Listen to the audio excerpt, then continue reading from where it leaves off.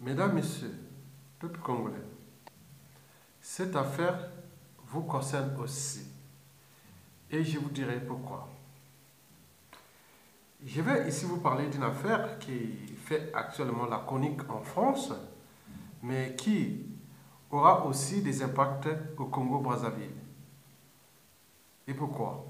Parce que nous avions un dictateur, le sous-traitant négrier France-Afrique, et qui est aussi le premier employeur de ce genre d'individus en Afrique.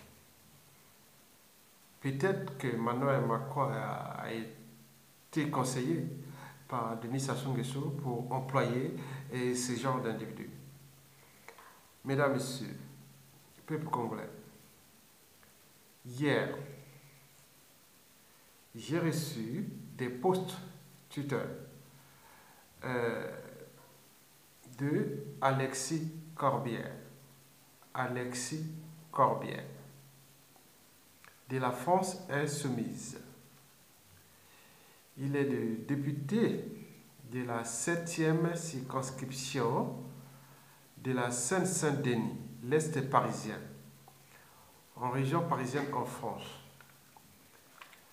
Cet individu a posté plusieurs fois sur Twitter cette image que je vais vous la montrer.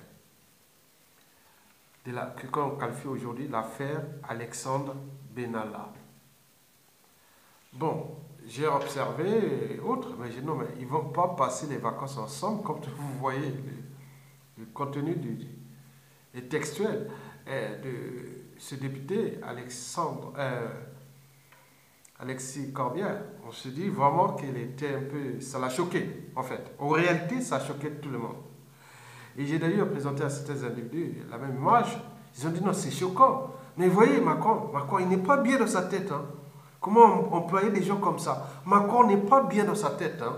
Et c'est que l'opinion, selon les sensibilités, a réagi de cette image-là. Bon, je vais vous montrer quand même cette image. Il y en a plein, ça circule sur les médias et réseaux sociaux. Vous pouvez voir cet individu ici. Il apparaît comme un policier, avec le brassard de policier, en train d'étrangler un manifestant. Et on peut encore voir là, il est là. Là, c'est en détail, il est là. On le croyait d'un policier et autres. Il n'est pas un policier, c'est pas vrai. Il n'est pas un policier. Mesdames, Messieurs, peuple congolais. Bon, être citoyen, c'est être informé. Et aussi d'être critique et aussi d'agir. Mesdames, Messieurs, peuple congolais. Oui, je vais ici parler des violences. Vous savez qu'il y a une agression d'un manifestant par un collaborateur de Emmanuel Macron, le président de la France. Bon, cet agresseur a essayé d'étrangler un manifestant et lui, il a mis plusieurs coups de poing derrière la nuque du manifestant. Mesdames, Messieurs, ce monsieur, cet agresseur s'appelle Alexandre Benalla, l'ancien responsable de sécurité de la campagne présidentielle de Emmanuel Macron. Aujourd'hui, il est chargé de mission à l'Élysée. Abordant lors de la manifestation du 1er mai 2018 dernier, il avait un brassard de police, alors qu'il n'appartient pas aux forces de l'ordre. Cela veut dire que dans 97% des cas, si vous vous rendez à des manifestations pendant le macronisme, vous avez la malchance de rencontrer ces genres d'individus. Donc, on n'est plus dans la loi, on est dans le hors-la-loi. Oui, c'est des méthodes qui sont utilisées pour la plupart par les dictateurs France-Afrique. Oui, peut-être c'est un effet d'entraînement. Peut-être que Macron, les équipes de Macron ont été conseillées par les dictateurs en Afrique. Parce que pour nous, Africains, surtout notamment au Congo-Brazzaville, nous Congolais, ça ne nous étonne pas.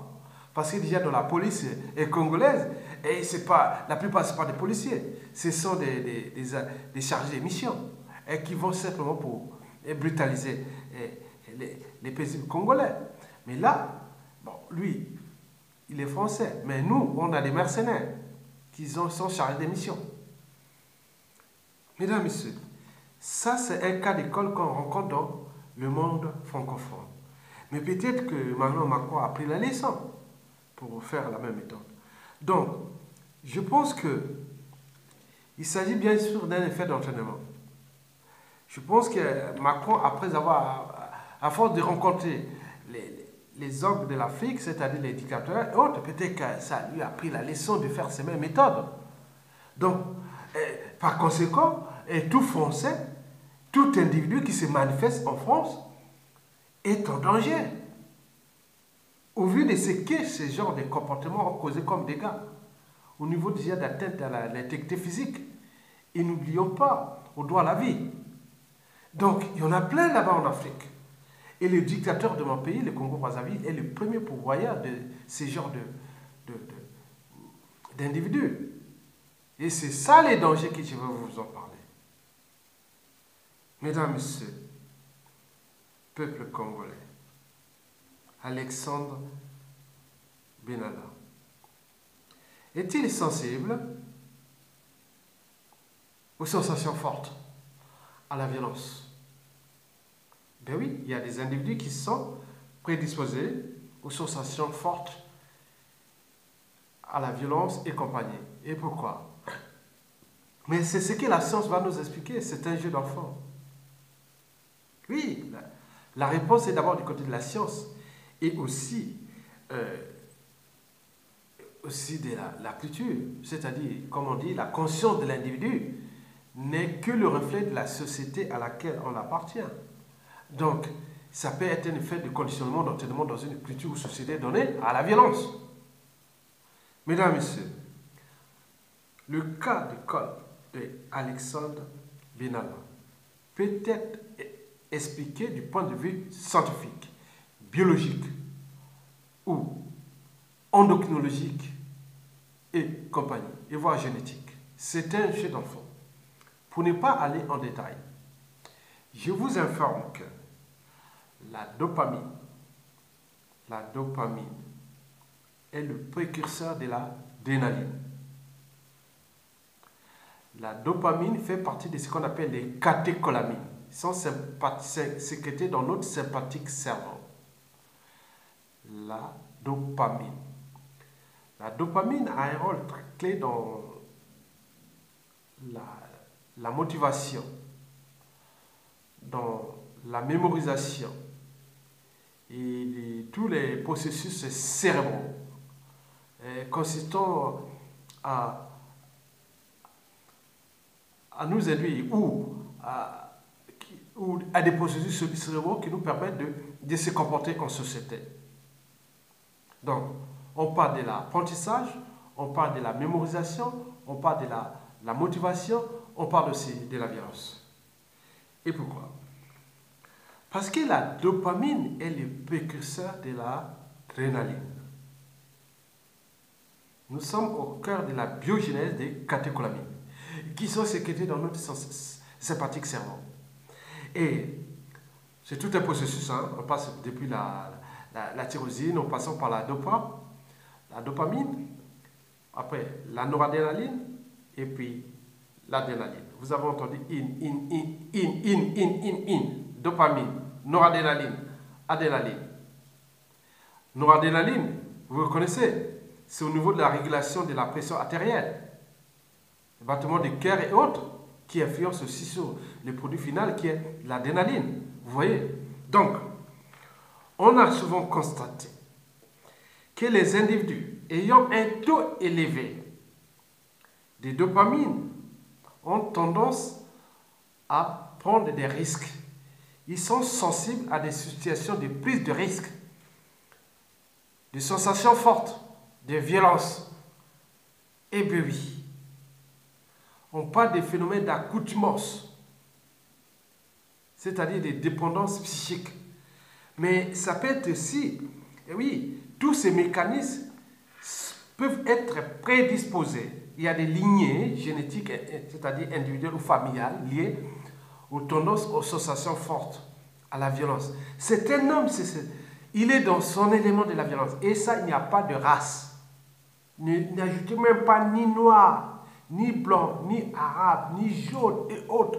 Vous observez toujours les gens qui ont tendance à ces sensations fortes, à des sports extrêmes, à des violences extrêmes, c'est qu'ils produisent beaucoup de dopamine. Et c'est sécrété dans notre sympathique cerveau. Ce qu'on appelle le cerveau limbique. Oui, il est au milieu de notre tête ici. Il est le cerveau aussi de la mémoire et de la formation de la mémoire et aussi de la gestion des émotions. N'oublions pas qu'il est ce cerveau aussi le centre de commande des hormones qui agissent sur notre corps. Mais il est aussi l'hormone qu'on appelle l'hypothalamus et qui est la centrale et qui gère de manière autonome ce qu'on appelle le système neuro-végétatif. Donc vous pouvez dormir et respirer. Vous pouvez dormir et digérer. Vous pouvez dormir et point. C'est ce système-là qui est au milieu ici dans notre cerveau, qu'on appelle le système limbique, ou même le cerveau affectif. Mesdames, Messieurs, oui, tous ces mécanismes de dépendance qui sont liés à la libération des catécholamines produisent ce qu'on appelle des protéines G-thémériques. Et donc, pour ne pas aller au-delà de la science, je vous dis simplement qu'on peut parler des lignées génétiques ou familiales et autres. Tout est dans le sang. Mais, mesdames, messieurs, vous savez, la violence ou les sensations fortes, ça peut être un fait d'entraînement ou même du conditionnement. Donc, comme on dit, la violence apporte la violence. Et autres. Donc, le fait dans un environnement où on t'apprend la violence, voilà, Vous allez par exemple pouvoir un fait d'entraînement. Oui, il a entraîné ce monsieur quelque part. Il a été d'abord conseiller de la sécurité de Martine Aubry. Il a eu des problèmes de violence ou des sensations comme ça. Il a été aussi le conseiller sécurité de Arnaud Montebourg, qui a grillé un feu rouge, qu'il a voulu fuir et autres. Et Arnaud Montebourg l'a licencié. Et là, il se retrouve chez Hollande après Macron. Bon, donc il va continuer. Certainement, les dictateurs Denis Sassou Nguesso va les chercher. On va les voir il sera peut-être on va peut-être d'ici peu de temps, comme l'affaire commence à monter, on va peut-être les licencier. Et il va se retrouver où? Il y aura toujours des gens qui cherchent ça. Les gens ont besoin de ces gens. Je suis le premier employé peut-être. Non, Congolais, il faut se méfier. Il sera au Congo bientôt. Parce que tous ceux qui ont commis des crimes autres ici en France, où est-ce qu'ils se retrouvent? Ou dans toute l'Europe, ou au monde entier, où est-ce qu'ils se trouvent? Au Congo-Brazzaville, chez les dictateurs Sassou Nguesso. Notre pays n'est pas surendetté jusqu'à 120% du produit intérieur brut, ou 90% de la population de la mer. Un pays aussi riche, avec le pétrole qui coule à flot, les bois les plus précieux d'Afrique. Nous sommes dans les bassins du Congo, l'Amazonie d'Afrique. Nous avons tout, et les gens de la mer. Parce que tous les moyens vont dans ce truc de la protection du tyran. Parce que sa priorité, c'est ça. Quand on dit oui, et il va montrer un blanc qui arrive barbu au Gaïa, autre qui a fait ses preuves en France, en Occident, et là il embauche, il dit voilà. Parce que les gens là-bas sont l'ignorance et la pire des souffrances.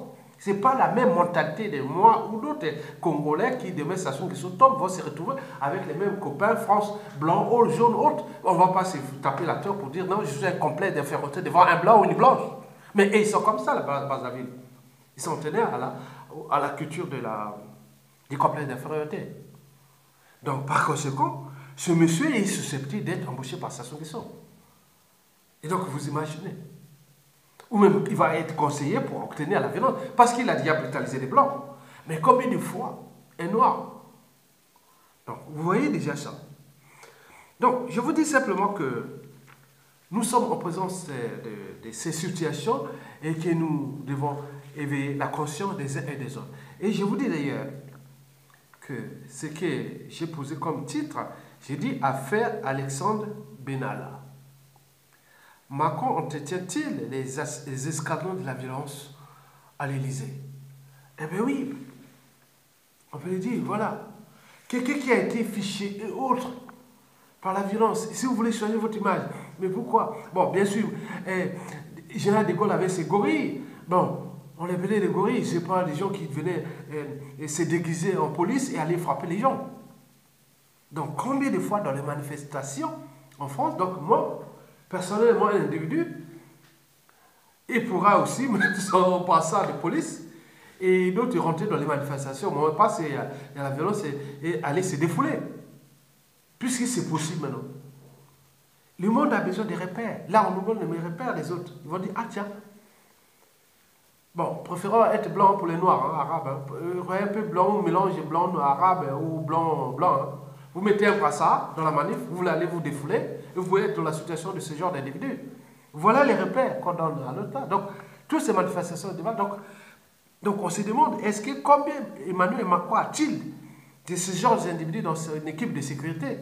Donc, on est dans une démocratie, Emmanuel Macron doit expliquer aux populations, aux Français. Et voilà. Je termine pour dire quand même que, bon, vous avez vu, monsieur le conseiller à la communication de Emmanuel Macron, qui s'appelle Denis Petit. Bon, lui, bon, je le connais, je l'ai rencontré en 2015. Bon, nous avions pris un café à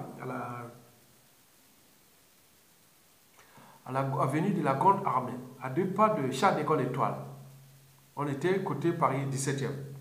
Et donc, on a changé de numéro, il m'avait appelé, il a fait le con. Bon, tant pis, c'est pas grave. Donc, nous on lutte pour la fin d'une dictature. Moi, je vous conseille que vous avez fait le con la première fois, hein, quoi qu'on ait contre de soi-même ou de quelqu'un d'autre. Bon, c'est pas grave, mais je vous conseille que ne l'envoyez pas ce monsieur, parce que vous avez pensé, vous avez dit dans votre communiqué, hein, Denis, vous avez dit dans votre communiqué depuis l'Élysée, hein, on est d'accord, que s'il continue, il va être licencié. Est-ce qu'on est licencié? Vous allez envoyer ces Sassou Nguesso? Nous ne voulons pas. Nous, notre but aujourd'hui, notre priorité, que Sassou dégage. Parce que non seulement il est en train de mettre en péril tout un peuple, une nation, mais aussi vos intérêts à venir et à un futur au Congo-Brazzaville. Parce que là-bas, les gens ont tout perdu. Ils n'ont plus rien à perdre. Donc, ils ont tout à gagner. C'est vous qui avez tout à perdre. Parce que le monde est interdépendant, les technologies sont disponibles partout, et nous avons les alliés, les puissants, les gros requins, les petits requins, ils sont partout. Donc, il ne faut pas nous envoyer ces messieurs, si au cas où vous les licenciez, pas au Congo. Parce que ce jour, nous avions beaucoup. Tous ceux qui ont commis des crimes partout dans le monde, ils vont au Congo.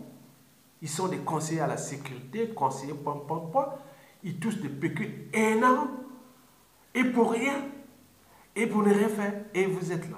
Et voilà la France-Afrique. Liberticide, antidémocratique, antisocial et criminogène.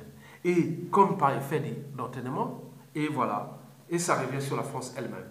Et donc, si vous passez demain, pour tout Français, tout individu, observez bien les manifestations pendant le macronisme. Vous aurez toujours peut-être ce genre d'individu qui aura des brassards de police ou autres, mais en réalité, ce ne sont pas des policiers. Et donc, demain, peut-être d'autres vont dire, ah tiens, il y a une manifestation, je mets un brassard. Attends-moi un brassard de police, je peux fabriquer un brassard de police et avoir un casque et arriver là, à sortir dans un angle mort et rentrer là dans le moment où on manifeste, il va être là pour régler ses comptes et faire la violence. Et donc, ça nuit gravement à l'image même de la police française ou même des forces de sécurité françaises. Donc, où est la police? Donc, ça devient comme ça. Donc, nous avions un pourcentage des individus comme ça qui vont certainement faire ce boulot-là pendant le macronisme. C'est ça le danger. Donc, moi, je tenais simplement à finir là parce que nous avions un souci avec un dictateur et qui devient le danger de la survie de tout un peuple et que ce dictateur, son employeur, c'est tout justement la France-Afrique, l'oligarchie politico-africaine française et tout simplement son donneur d'ordre, c'est depuis l'Élysée. Donc, quand vous voyez ces genres d'individus au sein de l'Élysée, donc on se demande combien de fois en Afrique. C'est encore plus dangereux. Et on est hors la loi. Ici, peut-être, les Français vont réagir partout. Emmanuel Macron sera obligé de justifier, d'expliquer. Le but n'est pas de peut-être que ce qui va arriver, bon, on ne sait pas, c'est une affaire française. Mais ça a choqué plein de gens. Donc, on se demande, mais puisque nous sommes sensibles à la condition humaine, mais ailleurs, là-bas, ce serait normal. Donc, je n'ai pas le droit aussi de dire non, pourquoi je proteste, puisque chez moi, c'est pire que ça. En Afrique, c'est pire que ça. C'est 1000 fois que ça. Ça s'est passé le 1er mai 2018. Mais depuis ce temps-là, nous sommes aujourd'hui, quel jour?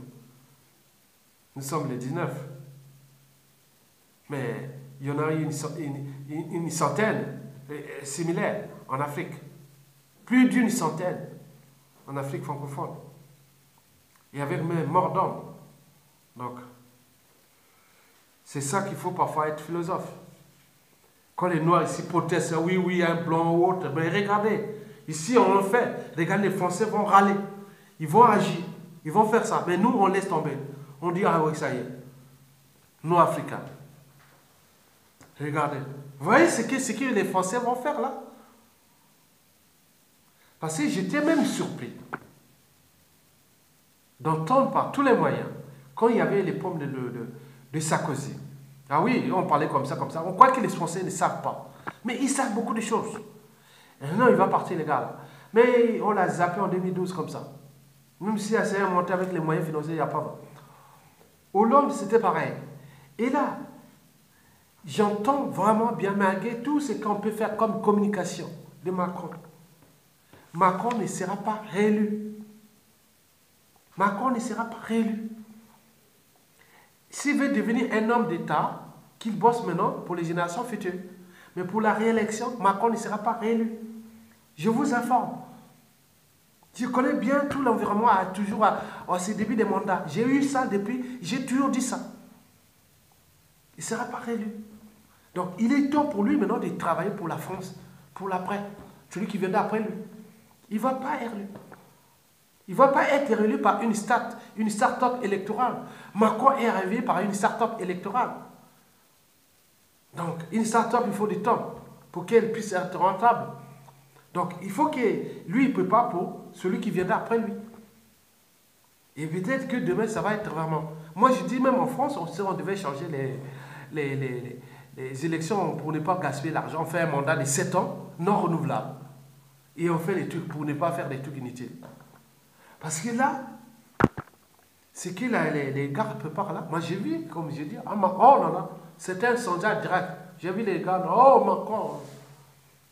Même au niveau des entreprises, ah oui, Macron, bah ben. Même Hollande, c'était, ouais, au départ, on dit Macron, même les entreprises, c'est pas grand chose. Et partout, on pense que non. Les gars n'est pas bien. Et n'oubliez pas au niveau social et autres, tout ça. Non, c'est... Je pense, comme je l'ai dit, Macron devait être comme un amateur politique. Vous n'êtes pas professionnel. Vous êtes un amateur politique. Un amateur, c'est celui qui vient, un amateur politique, il vient tenter quelque chose. Si ça ne marche pas, il laisse tomber, il va ailleurs. Mais pendant ce temps, il doit préparer la suite. Et à ce moment-là, dans l'espace et le temps, on va le dire, on va les classer après qu'il fut un homme d'État. Un homme d'État, c'est celui qui pense aux générations actuelles et futures. Alors qu'un professionnel de la politique ne pense qu'à sa réélection. Et il devient un homme politique parce qu'il est dans la même lignée de, comme le pouvoir, la politique c'est un métier. Donc les mandats électoraux sont fins. Ça ne s'arrête pas, même si on a échoué. On cherche tous les bois et moyens que ce n'est pas ma faute, on revient en autre. Mais un amateur politique, il vient chercher quelque chose, ça n'a pas marché, il laisse tomber. Donc en réalité, un amateur politique, c'est celui qui vient prendre le pouvoir du côté des professionnels de la politique, il les rend au peuple. Vous m'avez donné un mandat, j'ai échoué, je laisse tomber, je vais. Donc, c'est les raisons pour lesquelles, malgré les apparences, malgré tout ce que j'ai... Au départ, j'aimais François Hollande au départ, mais je suis aujourd'hui avec ce qu'il nous a fait au Congo-Brazzaville, je hais ce monsieur, du point de vue politique, pas personnel. Personnel, je peux dire avec eux, c'est pas, mais du point de vue politique, il a été mauvais pour notre pays, parce qu'on compte des milliers de morts pendant le lénisme depuis 2015 à nos jours, qui a continué avec Macron. Macron essaie un peu de calmer par rapport à ça. Mais Hollande, quelque part, reste un homme d'État. Il faut le classer dans un homme d'État. De la fonction politique, c'est un homme d'État. Et pourquoi? Parce qu'il est venu tenter quelque chose. Il a pensé aux générations futures françaises et il a essayé. Et il a essayé quelque chose de plus, un peu pour la réduction de la dette et compagnie. Et après, il a vu que ça ne marchait pas. Il n'avait pas cet environnement, il laisse tomber. Ça, c'est un homme politique, un homme d'État, pas un homme politique. Mais les hommes politiques, c'est ceux qui viennent toujours à la charge. C'est un acharnement. Donc, nous devons éviter ces hommes politiques. Donc, nous devons aller plus vers les amateurs politiques qui peuvent devenir des hommes d'État. Donc, c'est-à-dire, un amateur politique, ce n'est pas quelqu'un qui connaît le métier là des politiques. Parce que quand vous êtes à un poste de responsabilité et non politique, vous avez des conseillers, des hommes bien, autres, tout va. Si vous devez pour arbitrer, coordonner, diriger et autres, il n'y a pas grand-chose. C'est pas, si vous avez déjà une base d'intellectualité ou de culture sociale ou de culture haute, de la réalité de la vie, ça ne sert pas, ce n'est pas des problèmes, des diplômes hautes, c'est quelqu'un qui a une volonté haute. Vous êtes entouré plein de gens. Conseil, il faut te mettre comme une équipe. Vous prenez les gens qui ont là, on en ensemble pour tenter quelque chose. Ça ne marche pas, on laisse tomber. On laisse aux autres continuer. C'est comme ça, comme à bicyclette. Donc, je pense que, je vous l'ai dit, hein, nous sommes en 2018. Monsieur Emmanuel Macron n'a pas cherché à faire partie Sassou Nguesso. Sassou Nguesso porte la poisse, c'est monsieur Ebola. Nous l'avions dit toujours. Il a porté le virus d'Ebola, la poisse, à François Hollande, à Nicolas Sarkozy, à Manuel Valls, à Fillon. Et je vous ai dit que sur ce qui s'est passé, parce que Macron l'a reçu 2 fois, 3 fois, il va faire encore ce jeu. Il a porté la poisse. Je vous dis que je ne suis pas dans les poupées vaudou qu'on avait fait à Nicolas Sarkozy qui s'était énervé, mais il s'était déjà fait. Il ne pouvait pas être élu. Et Macron, c'est pareil. Donc aujourd'hui, Macron doit travailler pour la France de demain, d'après 2022. Et s'il y a des gens autour de lui qui sont bien, il faut qu'il prépare maintenant. Mais pour le reste, il ne sera pas élu. Ça ne sert à rien. On ne va pas être élu dans un pays comme la France qui est contestataire et qui a ses acquis, qui a plein de choses et des enjeux qui cessent de s'effondrer parce que la France n'a pas su anticiper ce qui pourrait lui arriver à l'Afrique noire, francophone, qui est en train de s'affranchir de la France. Et petit à petit, avec les bouleversements, on va se trouver dans la merde. Et ils n'ont pas anticipé là pour créer une dynamique politique là-bas pour que voilà, donc ils ne savent pas, ils ne savent pas, parce qu'ils dépendent à des ordres, à des officines, à des combines, à des forces autres qui ne sont que là pour détruire, pas pour l'intérêt du peuple. Donc Macron a intérêt de travailler pour son pays. Et maintenant, parce que l'après, vous ne serez pas réélu. Je vous informe que vous ne serez pas réélu. Parce que Sassou Nguesso va vous porter la poisse, comme l'a porté à d'autres. Donc maintenant, vous avez, comme vous avez déjà le virus Ebola de Denis Sassou Nguesso, donc vous êtes dans la même nasse, dans le même piège. Là-bas, le peuple, avec l'évolution de la situation périphérique et tout ce qui peut arriver. Et donc, vous allez entraîner la France dans un climat de méfiance et de défense avec son précaré. Au lieu de vous être venu jeune, au lieu d'y aller pour beau et autres, vous êtes dans l'effet Obama, comme chez nous avec l'Afrique. Obama est venu nous faire accommoder un président africain nord-américain alors qu'il était 0,0000 au niveau des démocraties. Président du premier puissance mondiale, militaire et autres.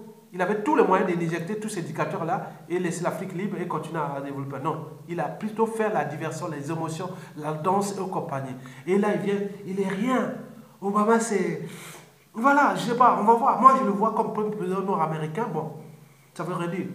Parce que ceux qui ont avancé les droits civiques aux États-Unis et avancé au niveau de la démocratie américaine dans le monde, ce n'est pas des présidents noirs, hein. Donc, non, on ne va pas. Non, moi, j'ai franchi la barrière de la raison. Et quels que soient les enjeux, je suis toujours au-dessus de l'appartenance. Et donc, moi, je suis là. Nous sommes bloqués ici, en France. On est arrivé depuis des années. Moi, je suis arrivé ici, j'ai enseigné au lycée. Même pas 26 ans. J'ai enseigné au lycée, chez moi, chez les sciences. J'arrive ici, je continue en Côte d'Ivoire, encore pour aller venir et travailler pour notre pays, le pays, mais là on est bloqué par cette oligarchie politico-affairiste française et qui est là et qui va entretenir des monstres là-bas et ils viennent faire leur comédie et maintenant tout le monde rentre dans la mêlée et les mêmes gars ils sont là, ils ne se recyclent pas, ils ne laissent pas une génération française nouvelle et continuer et Macron arrive, ils viennent là et s'investir sur Macron et pour entretenir le même système et qui n'a plus fonctionné. Comme disait Albert Einstein, on ne va pas traiter les problèmes avec les mêmes individus qui ont créé ces problèmes. Donc Macron avait tout intérêt à être avec une nouvelle génération, tout autour de lui. Mais il y a tous les requins, tous les violents avec les systèmes France-Afrique et mélangés, ils sont là. Donc ça ne marche pas. On voit les conséquences aujourd'hui. Je vous dis sincèrement, je ne suis pas un prophète. Je vous dis par rapport à l'environnement sociopolitique et de tout ce que je connais de la France. Parce que la France, c'est un pays des révolutionnaires quelque part. C'est un pays où les gens ont des droits acquis et compagnie. La France est au-dessus de la civilisation quelque part. Malgré ces trucs en Afrique. Et donc, il y a des choses qui ne tolèrent pas. Il ne lâchera pas. Mais les gens sont instruits. Moi, j'étais étonné pour les cas. J'ai dit non, mais je croyais que je lui ai expliqué les cas parfois de Sarkozy, ou même quand il y avait Ségolène Royal, même les primaires. Que ce soit depuis 2006, hein, 2006, c'est ça, oui. Mais ils savaient ce qu'ils voulaient. Les Français, c'est un peuple instruit. Ils savent tout. Donc, moi, quand je vois que tout le monde dit non, Macron, on appelle ça une start-up électorale. Qui est une start-up électorale, il faut du temps. Hein? Il faut pour rentabiliser une start-up. Il faut du temps. Donc, Macron, c'est comme ça. Donc, ça ne sera pas avec ce qui va être, c'est pas en 2022. Non. Donc, préparez-vous pour la génération française après vous. Et trouvez des gens de juste équilibre pour réajuster ces mécanismes. Et voilà, peut-être que après votre mandat, vous pouvez revenir dans 15 ans. Hein. Vous n'aurez même pas encore 60 ans. Bon, bien. C'est fait une première espérance. Mais pour l'instant, vous n'avez pas su capter cette volonté un peu par effraction que vous êtes arrivé par effraction. Parce que vous n'étiez pas préparé pour ça. Vous arrivez comme ça, vous avez été préparé. Bon, maintenant, on voit les dégâts. Donc, ils sont là, visibles. Et vous n'avez même pas de stratégie. Surtout, là où il y a votre précarité, où il y a vos intérêts vitaux, l'Afrique francophone, chez moi, le bassin du Congo, vous n'avez pas de stratégie. Vous n'avez pas de stratégie. L'Afrique francophone, vous n'avez pas de stratégie. Si Sassou Nguesso tombe, je serai peut-être l'un des grands stratèges au Congo pour cette situation géopolitique et autres. Donc on connaît que vous n'avez rien. Vous n'avez pas anticipé. Vous jouez les gens. Les Sassou Nguesso, les Kabila, les Bongo, tout ça, les Biya, vous aurez pu les connaître. Donc allez, vite fait. Pour que nous, on ne peut pas, nouvelle génération. On fait des périodes transitoires et nous, alternance politique, ok, mais les points de vue économiques, stratégiques et autres, on cherche les stratégies ensemble, on construit. Parce qu'on ne va pas brutaliser tout comme ça. Non, c'est un processus, mais vous n'avez pas anticipé. Ça peut être de manière brutale, avec toutes les conséquences et autres. Les gars, vous allez encore envoyer les militaires français pour aller les sécuriser et autres, dire au Mali, partout, ce qui va arriver. Avec quels moyens vous avez? Vous avez demandé l'Union européenne et l'autre dit non, mais c'est les affaires de la France, hein, lui, nous n'avons pas de colonies, nous n'avons pas de monnaie France et à défendre là-bas, nous n'avons pas ceci. Oui, gérez vos immigrés, vous allez voir ça. Donc vous n'avez pas de stratégie, je le sais. Donc nous, ça sous-tombe, vous allez voir la vraie France Afrique nouvelle va arriver du Congo-Brazzaville, avec nous. Parce que notre espérance de France, avec ma culture scientifique environnementale et compagnie, et ma vie sociale et compagnie, je sais ce qu'on peut avancer ensemble par l'après. Mais c'est pas... On voyait certaines personnes viennent rester dans une tribune de travailler l'Afrique. Moi, je n'irai pas. J'irai seulement le jour où Sassou Nguesso n'est plus là. Et c'est moi, si on m'invite par ses officiers, j'y vais. Je sais que là, il y aura moins des résultats. Mais pas aller rester là pour prendre des idées et après et dire on vous emmerde. Non, je ne veux pas ça. Je vous laisse comme je vous ai trouvé et à bientôt.